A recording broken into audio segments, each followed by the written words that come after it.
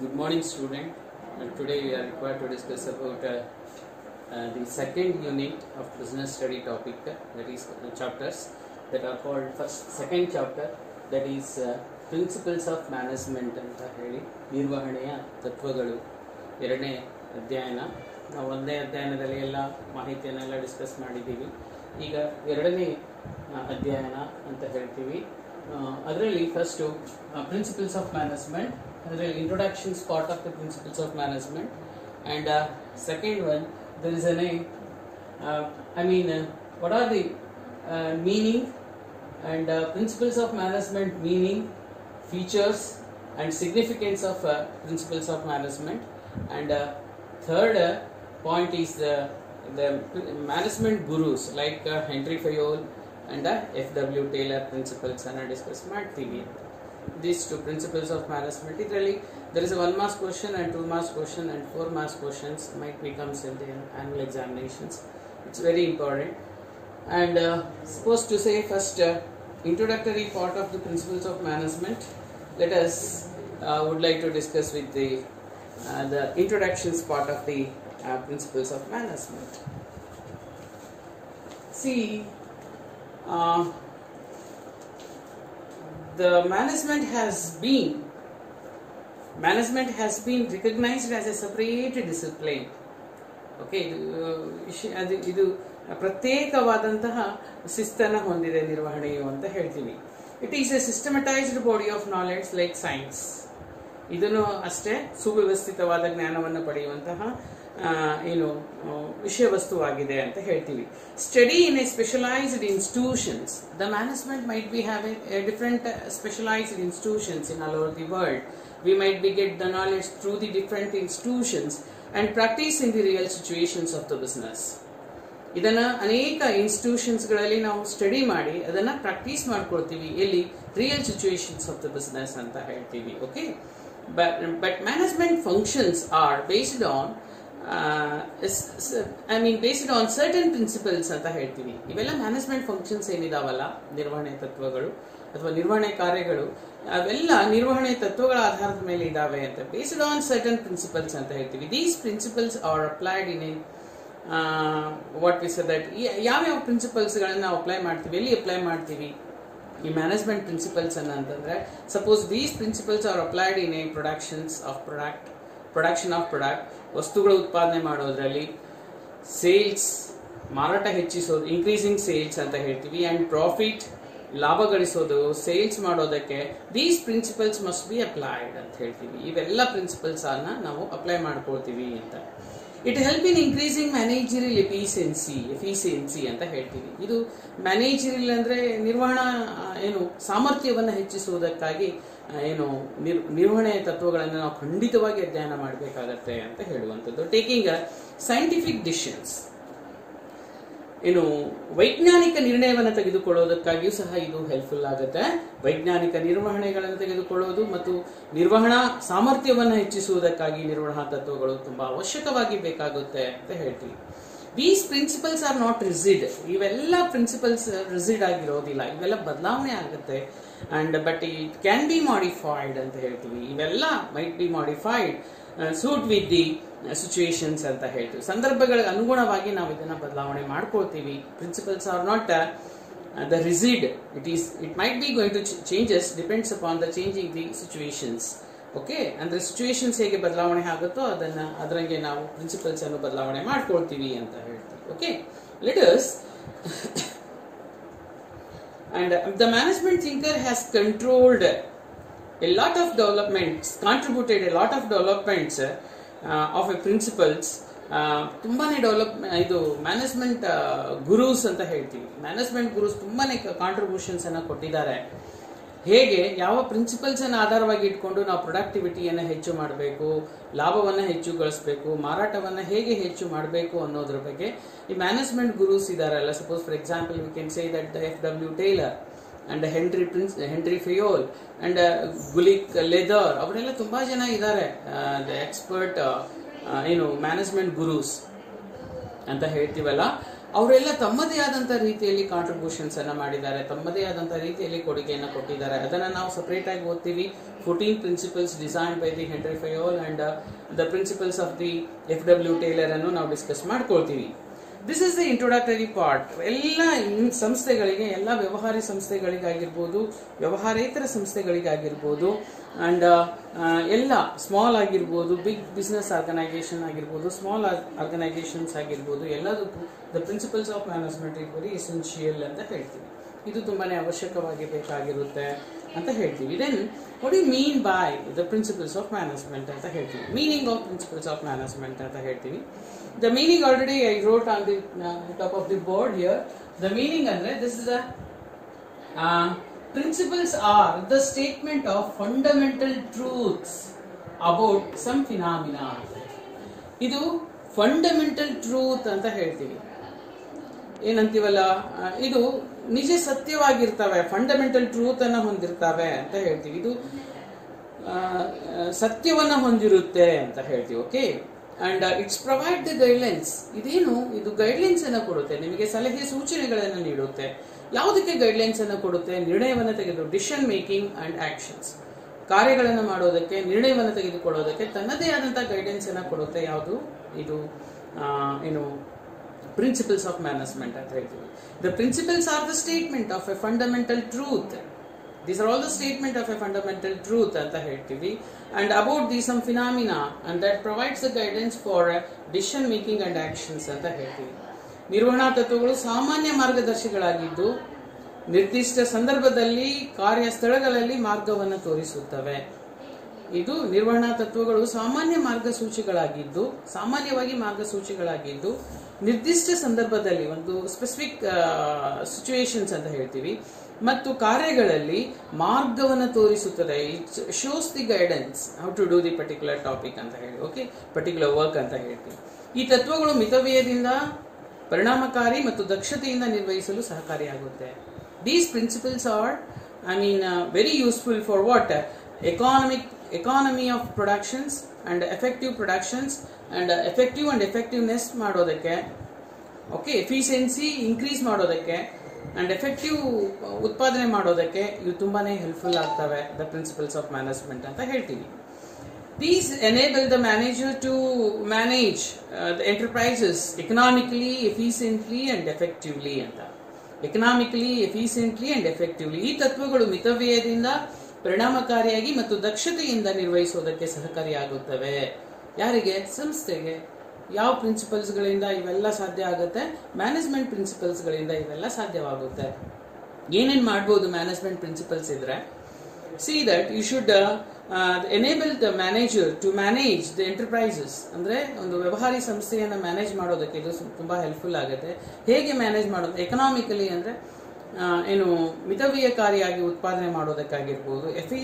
Effectively ಅಂತ ಹೇಳ್ತೀವಿ, ಇದು ಪರಿಣಾಮಕಾರಿಯಾಗಿ ಕೆಲಸ ಮಾಡೋದಕ್ಕಾಗಿರ್ಬೋದು. ಎಫಿಷಿಯೆಂಟ್ಲಿ ಅಂದ್ರೆ ದಕ್ಷತೆಯಿಂದ ಕೆಲಸ ಮಾಡೋದಕ್ಕೆ ಆಗಿರ್ಬೋದು. ಇದು ಸಹಕಾರಿಯಾಗುತ್ತೆ ಅಂತ ಹೇಳ್ತೀವಿ. The management principles are not exact the principles of physical science. ಇವೆಲ್ಲ ಫಿಸಿಕಲ್ ಸೈನ್ಸಿನ ಅಥವಾ ನಾವು ನ್ಯಾಚುರಲ್ ಸೈನ್ಸಿನ ತತ್ವಗಳನ್ನು ಹೊಂದಿರಲ್ಲ. ಬಟ್ ಇದು ಸೈನ್ಸ್, ಪ್ರಿನ್ಸಿಪಲ್ಸ್ ಆಫ್ ಇದು ಸೋಷಿಯಲ್ ಸೈನ್ಸ್ ಅಂತ ಹೇಳ್ತೀವಿ. ಈಗ ನೋಡಿ, ಗ್ರಾವಿಟಿ ಅಂತ ಹೇಳ್ತೀವಿ, ಗುರುತ್ವಾಕರ್ಷಣೆ. ಕೆಳಗಿನಿಂದ ಮೇಲೆ ಕಲ್ಲೆಸಿದ್ರೆ ಅದು ಭೂಮಿಗೆ ಆಕರ್ಷಣೆ ಆಗಿ ಮತ್ತೆ ಕೆಳಗೆ ಬೀಳಲೇಬೇಕು ಅನ್ನೋದು ಗುರುತ್ವಾಕರ್ಷಣೆ. ಇದು ಪ್ರಿನ್ಸಿಪಲ್ಸ್ ಆಫ್ ಸೈನ್ಸ್ ಆಗುತ್ತೆ.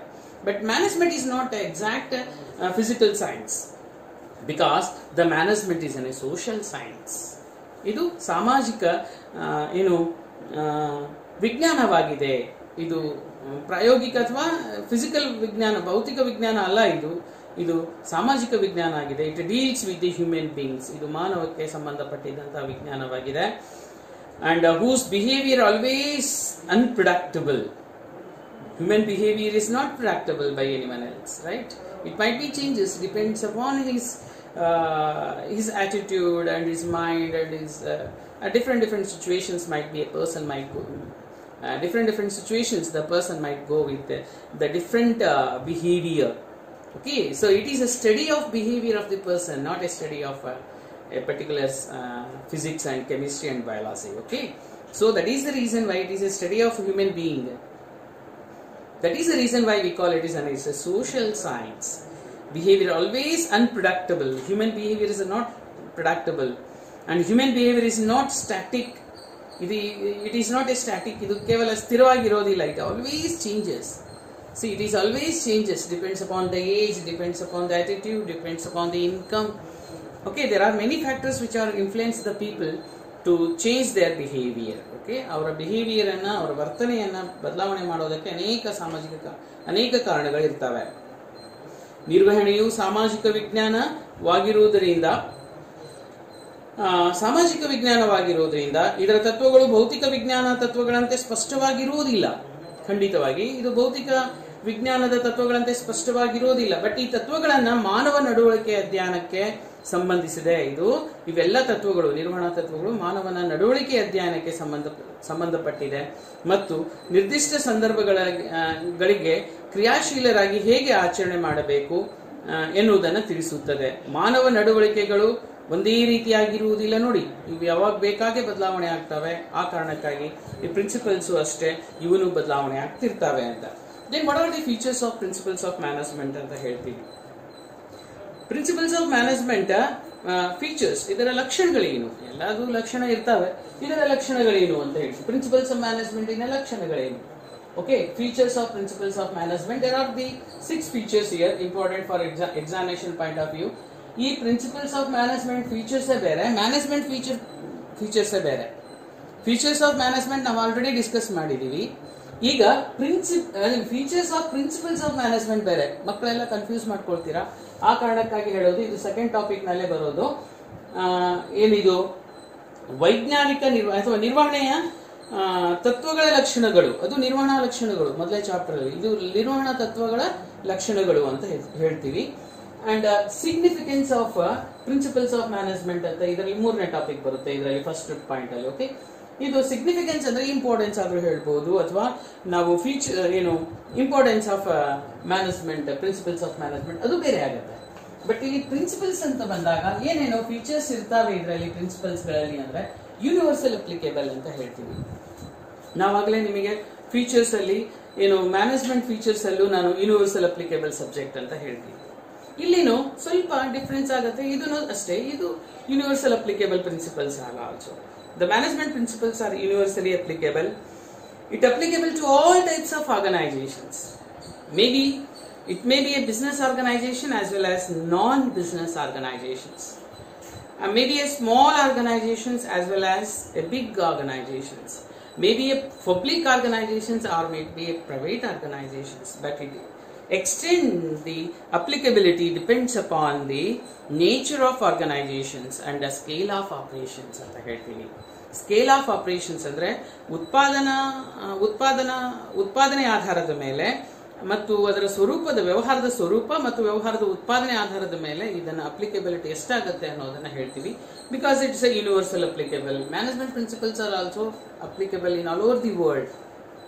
It's not only concerned with the business, it is concerned with all the sectors like science and engineering and art. ಎಲ್ಲಾ ಕಡೆನೂ ಇದನ್ನ ಅಪ್ಲಿಕೇಬಲ್ ಮಾಡ್ತೀವಿ. ಮ್ಯಾನೇಜ್ಮೆಂಟ್ ಪ್ರಿನ್ಸಿಪಲ್ಸ್ ಕೇವಲ ಒಂದಕ್ಕೆ ಸಂಬಂಧಪಟ್ಟಿಲ್ಲ, ಇದು ಎಲ್ಲಾ ವಿಷಯ ವಸ್ತುಗಳಿಗೂ ಸಂಬಂಧಪಟ್ಟಿದೆ.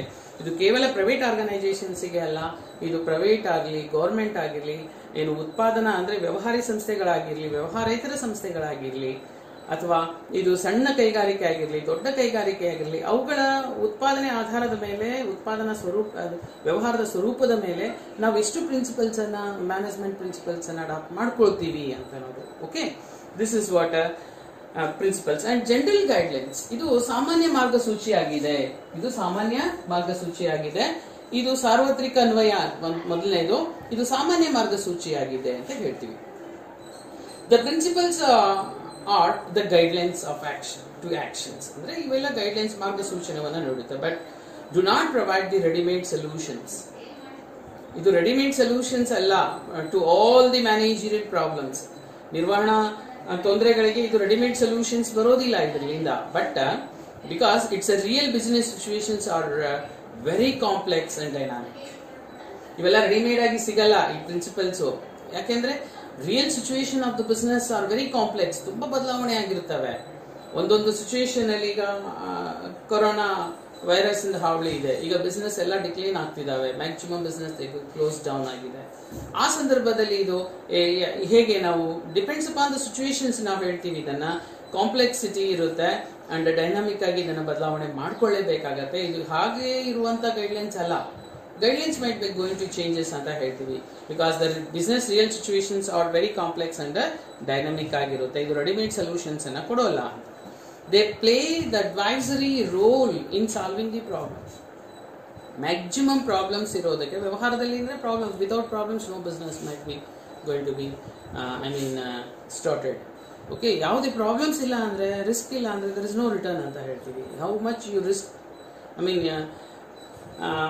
More risk and more return ಅಂತ ಹೇಳ್ತೀವಿ. ಓಕೆ, ಇಟ್ಸ್ ಅಂದ್ರೆ ಎಷ್ಟು ರಿಸ್ಕ್ ತಗೊಳ್ತೀವಿ, ಎಷ್ಟು ತೊಂದರೆ ಬರ್ತವೆ, ಎಷ್ಟು ಪ್ರಾಬ್ಲಮ್ ಅನ್ನ ಸಾಲ್ವ್ ಮಾಡ್ತೀವಿ, ಅಷ್ಟೇ ವ್ಯವಹಾರಕ್ಕೆ ಅನುಕೂಲ ಆಗುತ್ತೆ. ಅಂದ್ರೆ ಇಟ್ ಈಸ್ ಪ್ರಾಬ್ಲಮ್ಸ್ ಅನ್ನ ಸಾಲ್ವಿಂಗ್ ದಿ ಪ್ರಾಬ್ಲಮ್ ಸಾಲ್ವ್ ಆಗೋದಕ್ಕೆ ಇದು ಅಡ್ವೈಸರಿ ಸಲಹಾ ಸೂಚನೆಗಳನ್ನು ಕೊಡುತ್ತೆ. ಒಂದು ಸಮಸ್ಯೆ ಬಂತು ಅಂದ್ರೆ ವ್ಯವಹಾರದಲ್ಲಿ ಅದನ್ನ ಹೇಗೆ ಪಾರ್ ಮಾಡಬೇಕು, ಅದು ಯಾವುದರಿಂದ ಬರುತ್ತೆ? ಮ್ಯಾನೇಜ್ಮೆಂಟ್ ಪ್ರಿನ್ಸಿಪಲ್ಸ್ ಇಂದ ಬರುತ್ತೆ. ಮ್ಯಾನೇಜ್ಮೆಂಟ್ ಪ್ರಿನ್ಸಿಪಲ್ಸ್ ನಿಮಗೆ ಗೈಡ್ ಮಾಡುತ್ತೆ, ಮಾರ್ಗಸೂಚನೆಯನ್ನು ನೀಡುತ್ತೆ, ನೀವು ಹೇಗೆ ತೊಂದರೆಗಳಿಂದ ಹೊರಗೆ ಬರಬೇಕು ಅನ್ನೋದರ ಬಗ್ಗೆ. Okay, it's a very important role ಅಂತ ಕೊಡ್ತೀವಿ. Okay, next formed by practice and experimentation ಅಂತ ಹೇಳ್ತೀನಿ.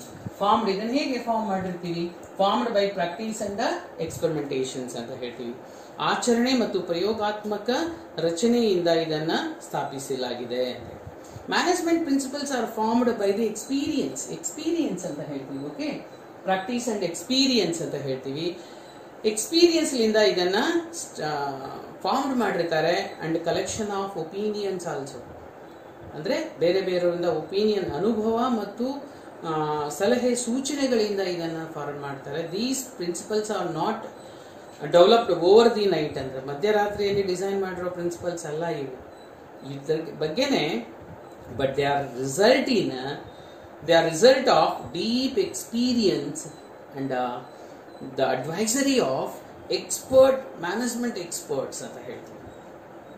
ತುಂಬಾ ಎಕ್ಸ್ಪರ್ಟ್ಸ್ ಆಗಿರ್ತಾರಲ್ಲ, ತುಂಬಾ ರಿಚ್ ನಾಲೆಡ್ಜ್ ಇರುತ್ತಲ್ಲ ಮ್ಯಾನೇಜ್ಮೆಂಟ್ ನಿರ್ವಹಣೆಯಲ್ಲಿ, ಅಂತವರ ಒಪಿನಿಯನ್ಸ್ ಅನ್ನ ಪಡ್ಕೊಂಡು ಮತ್ತು ಡೀಪ್ ಎಕ್ಸ್ಪೀರಿಯನ್ಸ್ ಅಂದ್ರೆ ಆಳವಾದ ಅನುಭವದ ಆಧಾರದ ಮೇಲೆ ಈ ಮ್ಯಾನೇಜ್ಮೆಂಟ್ ಪ್ರಿನ್ಸಿಪಲ್ಸ್ ಅನ್ನ ಡೆವಲಪ್ ಮಾಡಿದೆ ಹೊರತು ಮಧ್ಯರಾತ್ರಿಯಲ್ಲಿ ಸುಮ್ಮನೆ ಯಾರು ಬೇಕೋ ಅದು ಡಿಸೈನ್ ಮಾಡಿರುವಂಥದ್ದಲ್ಲ. ಓಕೆ, ಇದು ಒಳ್ಳೆ ಅನುಭವದವರ ಸಲಹೆ ಸೂಚನೆಗಳಿಂದ ಮ್ಯಾನೇಜ್ಮೆಂಟ್ ಎಕ್ಸ್ಪರ್ಟ್ ಪೀಪಲ್ಸ್ಗಳಿಂದ ಇದನ್ನು ಡಿಸೈನ್ ಮಾಡಿದ್ದಾರೆ. ಆ ಕಾರಣಕ್ಕಾಗಿ ಇದು ತುಂಬಾ ವ್ಯಾಲ್ಯೂಬಲ್ ಆಗಿರ್ತವೆ ಪ್ರಿನ್ಸಿಪಲ್ಸ್ ಅಂತ ಹೇಳ್ತೀವಿ. ಫ್ಲೆಕ್ಸಿಬಿಲಿಟಿ, ನಮನೀಯತೆ ಅಂತ ಹೇಳ್ತೀವಿ.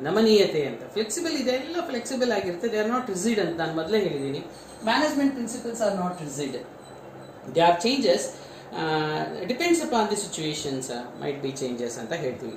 Management principles are not rigid, changes ಇದು ರಿಜಿಡ್ ಆಗಿರಲ್ಲ, ಸ್ಥಿರವಾಗಿರಲ್ಲ, ಅವೆಲ್ಲ ಬದಲಾವಣೆಯನ್ನು ಹೊಂದಿರ್ತವೆ. ಹೇಗೆ ಅಂದ್ರೆ they are flexible and can be modified by the manager according to their situations.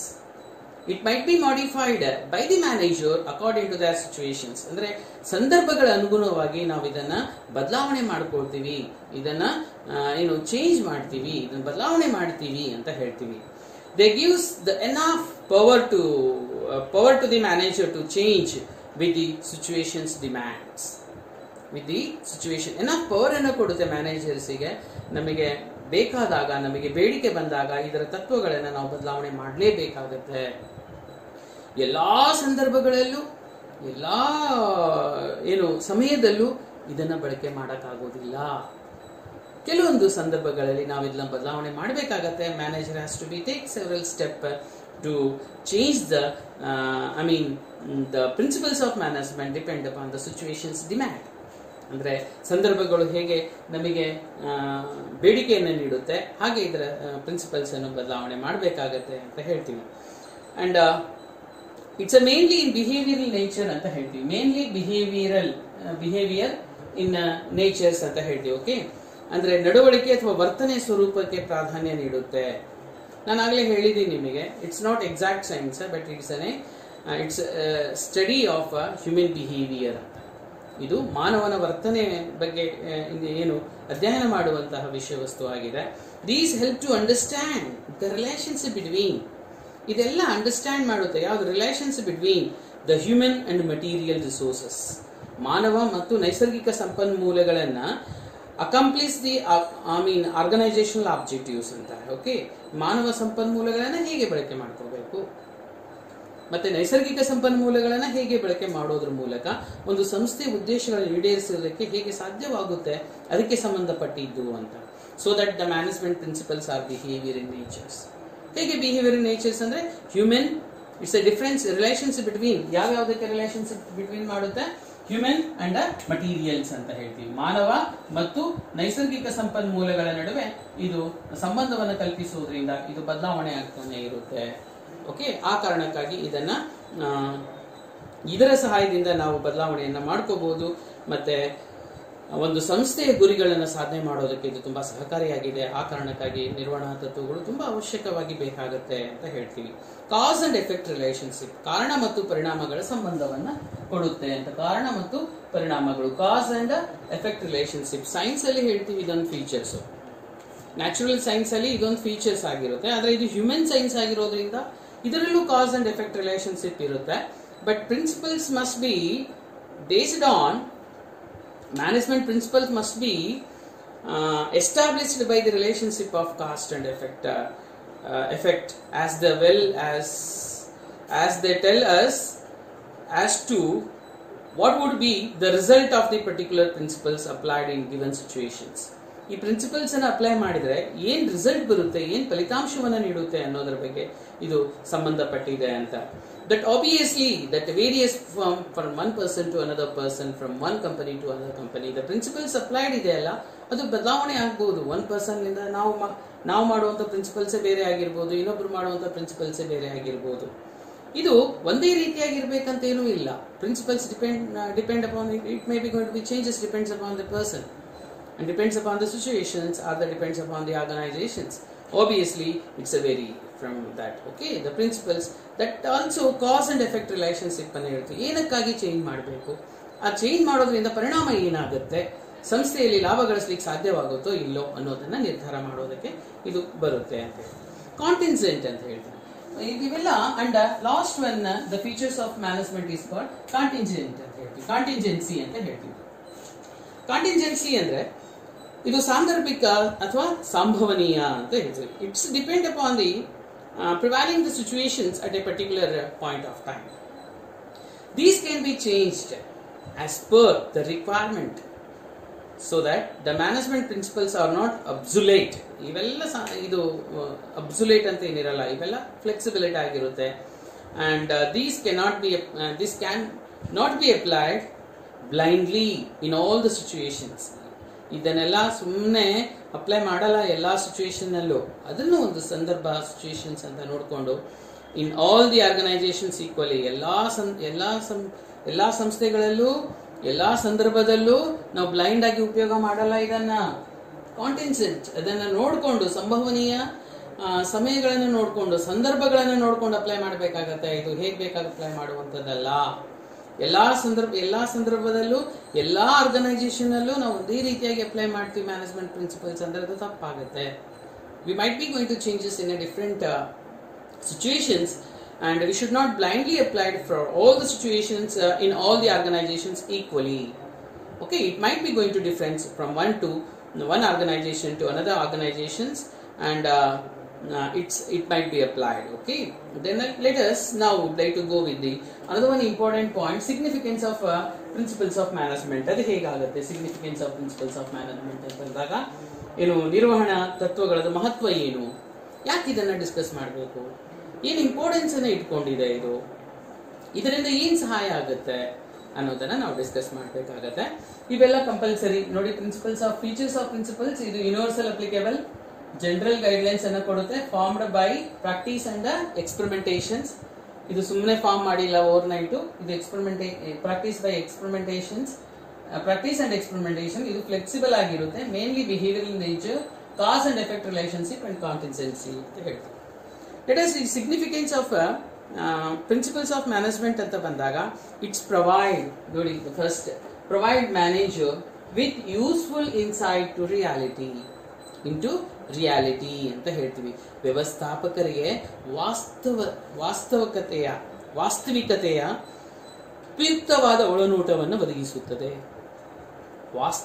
ವಾಸ್ತವಿಕತೆಯ ಉಪಯುಕ್ತವಾದ ಒಳನೋಟವನ್ನು ಒದಗಿಸುತ್ತದೆ. The management principles are going to be give the maximum knowledge to the manager, and knowledge it's not to be it's going to be added the maximum knowledge to the manager. Knowledge agirbodu, ability, it increase the ability of the manager, and it is increase the understanding level of the manager, so that so that we can handle the situations effectively. ಈ management principles ಇರೋದ್ರಿಂದ ನಮಗೆ ಜ್ಞಾನ ಹೆಚ್ಚಾಗುತ್ತೆ. ನಿರ್ವಾಹಕರಿಗೆ ಜ್ಞಾನ ಆಗಿರ್ಬೋದು, ಅವರ ಸಾಮರ್ಥ್ಯ ಆಗಿರ್ಬೋದು, ಅವರ ಅರ್ಥ ಮಾಡ್ಕೊಳ್ಳುವಂತಹ ಸಾಮರ್ಥ್ಯ, ಮ್ಯಾನೇಜರ್ ಸಾಮರ್ಥ್ಯ ಆಗಿರ್ಬೋದು.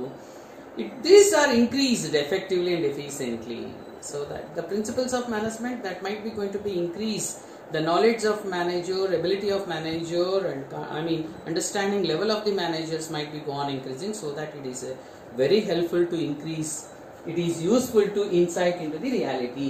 ವಾಸ್ತವಿಕತೆ ಹೆಚ್ಚಾಗ್ತಾ ಹೋಗುತ್ತೆ. ಅದಕ್ಕಾಗಿ ಒಳ್ಳೆಯ ನಿರ್ಣಯಗಳನ್ನು ತೆಗೆದುಕೊಳ್ಳೋದಕ್ಕೆ, ಪರಿಣಾಮಕಾರಿಯಾಗಿ ವಸ್ತುಗಳನ್ನು ಉತ್ಪಾದನೆ ಮಾಡೋದಕ್ಕೆ ಇದು ಸಹಕಾರಿಯಾಗುತ್ತೆ. The significance, that's a very important point. We can going to be discuss. It is increase the knowledge, ability, understanding level of the manager, so that we can effectively manage the business and efficiently manage the business. Okay. And the next, optimum utilization of resources and effective administrations. See that optimum utilization of resources and effective administration ಅಂದ್ರೆ ಸಂಪನ್ಮೂಲಗಳ ಅತ್ಯುತ್ತಮ ಬಳಕೆ ಮತ್ತು ಪರಿಣಾಮಕಾರಿ ಆಡಳಿತ ಹೇಗೆ ಮಾಡ್ತೀವಿ ಅಂತ. ಅತ್ಯುತ್ತಮ ಬಳಕೆ ಮತ್ತು ಪರಿಣಾಮಕಾರಿ ಆಡಳಿತ ಬೇಕು ಅಂತಂದ್ರೆ ಖಂಡಿತವಾಗಿ you should go the significance of principles of management. ಇದರ ಮಹತ್ವ ನಮಗೆ ಗೊತ್ತಾಗಿರ್ಬೇಕಾಗತ್ತೆ.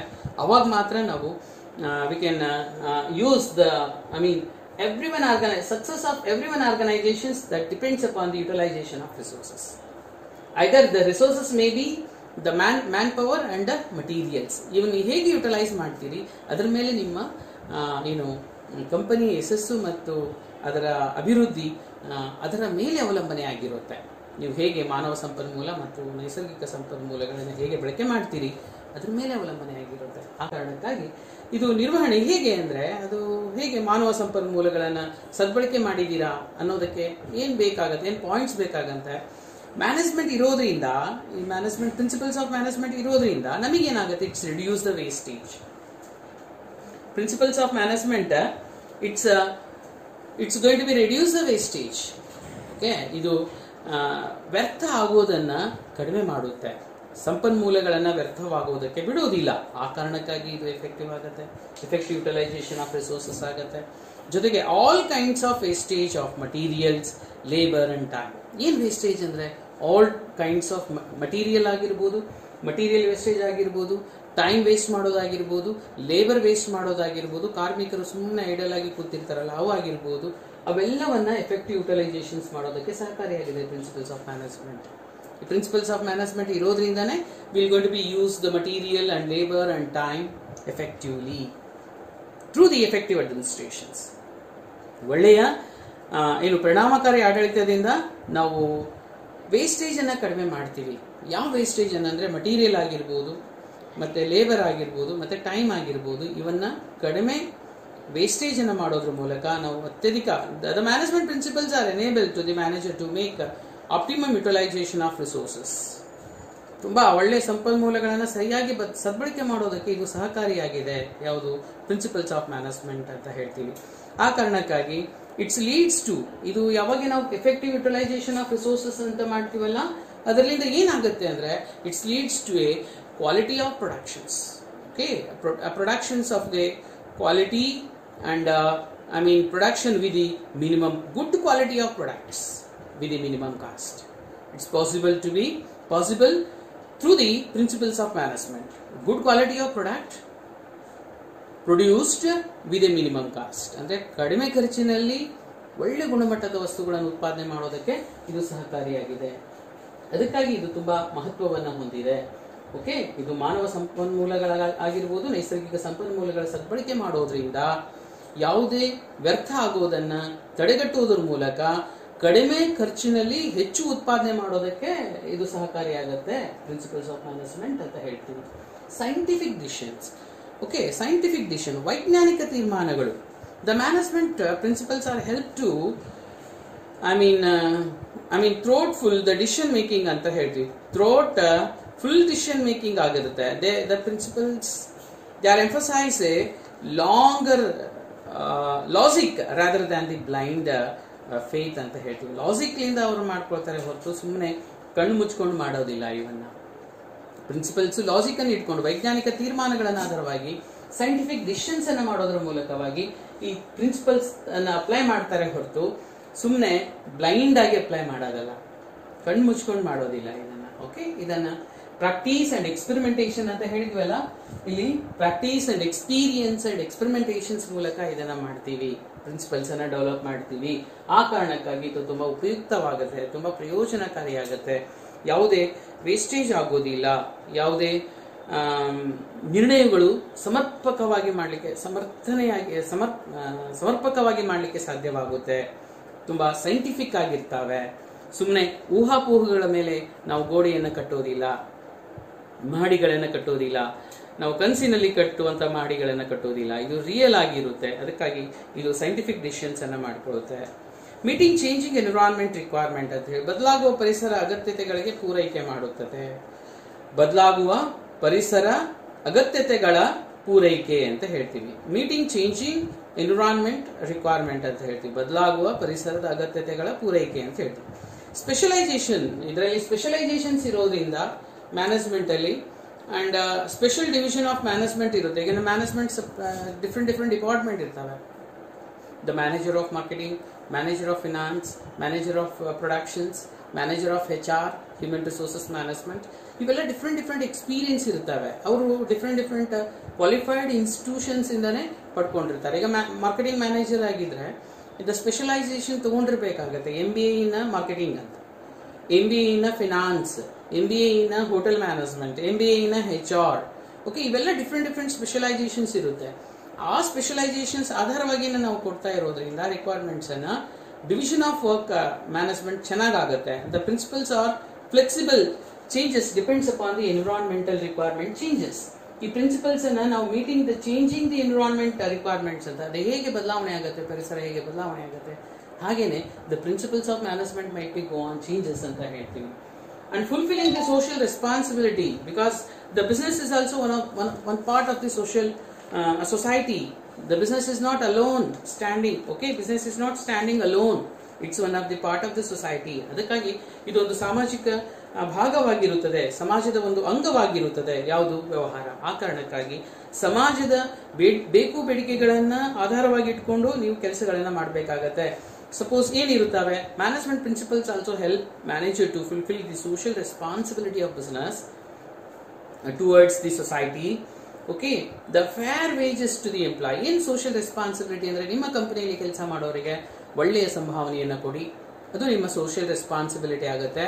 And care, value of the customer care ಅಂತ ಹೇಳ್ತೀವಲ್ಲ, ಕಸ್ಟಮರ್ ಕೇರ್ ಅಂತ ಸಪರೇಟ್ ಡಿಪಾರ್ಟ್ಮೆಂಟ್ ಮಾಡ್ತಾರೆ ಈಗಿನ ಕಾಲದಲ್ಲಿ ದೊಡ್ಡ ವ್ಯವಹಾರಗಳಲ್ಲಿ ಅಂತ. ಕಾರಣ ಅಷ್ಟೇ, ನಮ್ಮ ಕಸ್ಟಮರ್ಗೆ ಸ್ಯಾಟಿಸ್ಫೈ ಇರಬೇಕು. Customer satisfaction is the biggest objectives of every one business today era ಅಂತ ಹೇಳ್ತೀವಿ. ಇವತ್ತಿನ ದಿನಗಳಲ್ಲಿ ನಮಗೆ ಮೇನ್ ಮುಖ್ಯವಾಗಿ ಬೇಕಾಗಿರುವಂತಹ ಆಬ್ಜೆಕ್ಟಿವ್ಸ್ ಎಲ್ಲ ಬಿಸ್ನೆಸ್ಸಿಗೆ ಅಂದ್ರೆ ಕಸ್ಟಮರ್ ಸ್ಯಾಟಿಸ್ಫ್ಯಾಕ್ಷನ್ ಅಂತ ಹೇಳ್ತೀವಿ. ಅದು ಹೇಗೆ, ಅದು ಸೋಷಿಯಲ್ ರೆಸ್ಪಾನ್ಸಿಬಿಲಿಟಿ. ನೀವು ಅದನ್ನ ಮಾಡಲಿಲ್ಲ ಅಂದ್ರೆ ನಿಮ್ಮ ಬಿಸ್ನೆಸ್ ಲಾಂಗರ್ ಟೈಮ್ ರನ್ ಆಗೋದಿಲ್ಲ ವ್ಯವಹಾರಗಳಲ್ಲಿ, ಮಾರ್ಕೆಟ್ನಲ್ಲಿ. ಆ ಕಾರಣಕ್ಕಾಗಿ ನೀವು ಕಸ್ಟಮರ್ ಸ್ಯಾಟಿಸ್ಫ್ಯಾಕ್ಷನ್ಸ್ ಅನ್ನು ಆಧಾರವಾಗಿ ಇಟ್ಕೊಂಡು ಕೇರ್ ಆಫ್ ಎನ್ವಿರಾನ್ಮೆಂಟ್ ಪೊಲ್ಯೂಷನ್ಸ್ ಅನ್ನ ಮಾಡಬಾರ್ದು. ಯಾವುದೇ ಕಾರಣಕ್ಕೂ ಪರಿಸರ ಮಾಲಿನ್ಯ ಮಾಡಿ ನಾವು ವಸ್ತುಗಳನ್ನ ಉತ್ಪಾದನೆ ಮಾಡ್ತೀವಿ, ಜನರನ್ನ ಸಾಯಿಸ್ತೀವಿ, ವಸ್ತುಗಳನ್ನ ಉತ್ಪಾದನೆ ಮಾಡ್ತೀವಿ ಅಂದ್ರೆ ಅದು ಯಾವುದು ವ್ಯವಹಾರದ ನೈತಿಕತೆ ಇರುತ್ತೆ ಹೇಳಿ.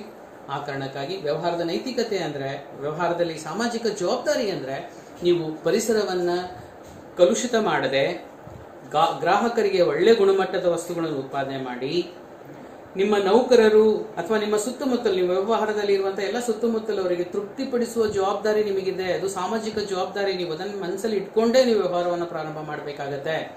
ಕೇವಲ ಲಾಭ ಗಳಿಸೋದು ಒಂದು ಉದ್ದೇಶವಾದ್ರೆ ಸಾಮಾಜಿಕ ಕಳಕಳಿ, ಸಾಮಾಜಿಕ ಜವಾಬ್ದಾರಿ ಅನ್ನೋದು ಇನ್ನೊಂದು ಉದ್ದೇಶವಾಗಿರ್ಬೇಕಾಗತ್ತೆ. ಹಾಗಿದ್ರೆ ಮಾತ್ರ ವ್ಯವಹಾರಗಳು ಯಶಸ್ವಿಯಾಗಿ ನಡೀಲಿಕ್ಕೆ ಸಾಧ್ಯವಿದೆ. ಇಲ್ಲ ಅಂದ್ರೆ ಇಲ್ಲ ಅನ್ನೋದನ್ನ ನಿರ್ವಹಣಾ ತತ್ವಗಳಲ್ಲಿ ನಾವು ತಗೊಳ್ತೀವಿ. And management training and education and research development ಅಂತ ಹೇಳ್ತೀವಿ. ಸುಮಾರು ಇದಾವೆ. ಈಗ ಮ್ಯಾನೇಜ್ಮೆಂಟ್ ಟ್ರೈನಿಂಗ್ ಮಾಡುವಂಥದ್ದು, ಎಜುಕೇಶನ್ಸ್ ಮಾಡುವಂಥದ್ದು, ತರಬೇತಿಯನ್ನು ಕೊಡುವಂಥದ್ದು, ನಿರ್ವಹಣಾ ತರಬೇತಿ, ಶಿಕ್ಷಣ ಮತ್ತು ಸಂಶೋಧನೆ ಅಂತ. ನಿರ್ವಹಣಾ ತರಬೇತಿ, ಶಿಕ್ಷಣ ಮತ್ತು ಸಂಶೋಧನೆಗಳ ಮೂಲಕ ನಾವು principles of management go on increasing, importance of the management go on increasing, ಇದರ ಮಹತ್ವ ಹೆಚ್ಚಾಗ್ತಾ ಹೋಗ್ತಾ ಇದೆ. ಸೊ ಮೊದಲು ಯಾವುದೇ ಇನ್ಸ್ಟಿಟ್ಯೂಷನ್ಸ್ ಇರಲ್ಲ. ಈಗ number 1 institutions in which field we are going to be gaining maximum salary ಅಂತಂದ್ರೆ that's not only medical field and not in a science field, only the management field. ಯಾವ ಫೀಲ್ಡ್ ಅಲ್ಲಿ ಅತಿ ಹೆಚ್ಚು ಸ್ಯಾಲರಿಯನ್ನು ಪಡ್ಕೊಳ್ಳುವಂತ field ಯಾವುದು ಅಂದ್ರೆ ಇದು ಮ್ಯಾನೇಜ್ಮೆಂಟ್ ಫೀಲ್ಡ್. ಆ ಕಾರಣಕ್ಕಾಗಿ ಹೇಳ್ತೀವಿ ವೈದ್ಯಕೀಯ ಕ್ಷೇತ್ರದಲ್ಲಿ ಸಂಭಾವನೆ, ವೈದ್ಯಕೀಯ ಕ್ಷೇತ್ರದ ಸಂಭಾವನೆಯನ್ನು ಅನುಗುಣವಾಗಿ ತೆಗೆದುಕೊಂಡ್ರೆ ಇಂಜಿನಿಯರಿಂಗ್ ಕ್ಷೇತ್ರದ ಸಂಭಾವನೆಯನ್ನ ಪರಿಗಣಿಸಿ ಮತ್ತು ನಿರ್ವಹಣೆಯ ನಿರ್ವಾಹಕರ ಸಂಭಾವನೆಯನ್ನು ಪರಿಗಣಿಸಿದಾಗ ಪ್ರಪಂಚದಲ್ಲಿ ಅತಿ ಹೆಚ್ಚು ಸಂಭಾವನೆಯನ್ನು ಪಡೆಯುವಂತವ್ರು ಯಾರು ಅಂದ್ರೆ ನಿರ್ವಾಹಕರು. ಕಾರಣ ಅಷ್ಟೇ, ಅವರು ಎಲ್ಲರೂ ಈಗ ನೋಡಿ MBA ಮಾಡಿದವರು ಮ್ಯಾನೇಜ್ಮೆಂಟ್ ಮಾಡ್ತಾರೆ, ಇಂಜಿನಿಯರಿಂಗ್ ಮಾಡಿದವನು MBA ಮಾಡ್ತಾರೆ. IIM ಇದೆಲ್ಲ Indian institute of management. First year ಮುಗಿಸಿದ ಮೇಲೆ ಸೆಕೆಂಡ್ ಇಯರ್, ಥರ್ಡ್ ಸೆಮ್ಗೆ ರಿಕ್ರೂಟ್ ಮಾಡ್ತಾರೆ all over the world. Abroad ಅಲ್ಲಿ ಸೆಲೆಕ್ಟ್ ಮಾಡ್ತಾರೆ. It's gaining so much of importance and maximum you can take by the website also who is maximum drawing. ಯಾರು ಅತಿ ಹೆಚ್ಚು ಸಂಭಾವನೆಯನ್ನು ಪಡೆಯುವಂತಹ ಕ್ಷೇತ್ರ ಯಾವುದು ಅಂದ್ರೆ that's only the management, not medical, not science and others. That is a proud to say as a business student. We are having through the increasing importance of the management. ಇದರ ಮೂಲಕ ನಮಗೆ ಈಗ ನೋಡಿ ಇಂಜಿನಿಯರಿಂಗ್ ಮುಗಿಸಿದ್ರು MBA ಮುಗಿಸ್ತಾರೆ. Because that management skill ಅನ್ನ ಹೇಳ್ಕೊಡುತ್ತೆ. ಯಾವುದು MBA ನಲ್ಲಿ IIM ಆಗಿರ್ಬೋದು ಅಂಡ್ ಇಂಟರ್ನ್ಯಾಷನಲ್ ಮ್ಯಾನೇಜ್ಮೆಂಟ್ ಸ್ಕೂಲ್ ಆಗಿರ್ಬೋದು, ಬಿಸಿನೆಸ್ ಸ್ಕೂಲ್ ಆಗಿರ್ಬೋದು, they are going to be increasing and they are step on to be increase the knowledge in the field of management and all. So that is the reason. Now these are all the principles of the management. Now the principles of management ali introductions part and principles of management, meaning and features of principles of management and significance of principles of management. ನಿರ್ವಹಣಾ ತತ್ವಗಳಲ್ಲಿ ಮೊದಲು ಪೀಠಿಕೆ, ಅದಾದ್ಮೇಲೆ ಅದರ ಅರ್ಥ, ನಿರ್ವಹಣಾ ತತ್ವದ ಅರ್ಥ ಮತ್ತು ಅದರ ಲಕ್ಷಣಗಳು ಮತ್ತು ಅದರ ಮಹತ್ವಗಳು. ಲಕ್ಷಣಗಳು ಹೇಗೆ ಮತ್ತು ಮಹತ್ವಗಳನ್ನ ಇಷ್ಟು ನೋಡ್ಕೊಳ್ಳಿ. ಯಾವ್ದಾದ್ರು ಇದರಲ್ಲಿ ನಿಮಗೆ 4 ಅಂಕದ ಪ್ರಶ್ನೆ ಕೇಳುವಂತ ಚಾನ್ಸಸ್ ಇರುತ್ತೆ, ಅಥವಾ 1 ಅಥವಾ 2 ಮಾರ್ಕ್ಸಿಗೂ ಕೇಳುವಂತ ಚಾನ್ಸಸ್ ಇರುತ್ತೆ. ಎನಿ 1 ಸಿಗ್ನಿಫಿಕೆನ್ಸ್ ಅನ್ನ ಕೇಳ್ತಾರೆ, ಅಥವಾ any 2 significance of principles of management ಅಂದ್ರೆ 2 ಮಾರ್ಕ್ಸ್. ಇಲ್ಲಿ 1 ಕೇಳಿದ್ರೆ 1 ಮಾರ್ಕ್ಸ್, 2 ಕೇಳಿದ್ರೆ 2 marks. Features of principles of management ಅಲ್ಲಿ. ಓಕೆ, ದೀಸ್ ಅಂಡ್ 4 ಮಾರ್ಕ್ಸಿಗೂ ಕೇಳುವಂತ ಚಾನ್ಸ್ ಇದೆ. ಇದರಲ್ಲಿ ಯಾವ್ದಾದ್ರು 4, ಇದರಲ್ಲಿ ಯಾವ್ದಾದ್ರು 4 ಅನ್ನ ಎಕ್ಸ್ಪ್ಲೈನ್ ಮಾಡಿ ಅಂತ ಕೇಳಿದಾಗ you should going to be put on explain on this. Then this is the point. Later we can going to be discuss with the next class. Maybe FW Taylor principles of management and then Henry Fayol principles of management. Thank you for